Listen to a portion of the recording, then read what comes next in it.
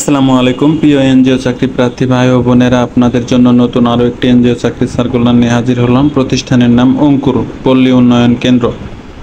অঙ্কুর পল্লী উন্নয়ন কেন্দ্র এনজিওতে 9 ক্যাটাগরিতে লোক নিয়োগ দেওয়া হবে। 1 নম্বর এরিয়া ম্যানেজার 3 জন, 2 নম্বর শাখা ব্যবস্থাপক 5 জন, 3 নম্বর জুনিয়র শাখা ব্যবস্থাপক 5 জন, 4 নম্বর অভ্যন্তরীণ নিরীক্ষক 2 জন, 5 নম্বর হিসাব রক্ষক 10 জন, 6 নম্বর মাঠ ব্যবস্থাপক 20 জন, 7 নম্বর জুনিয়র মাঠ ব্যবস্থাপক 20 জন, 8 নম্বর বাবুর্চি 1 জন, 9 নম্বর কেয়ারটেকার 1 জন পুরুষ।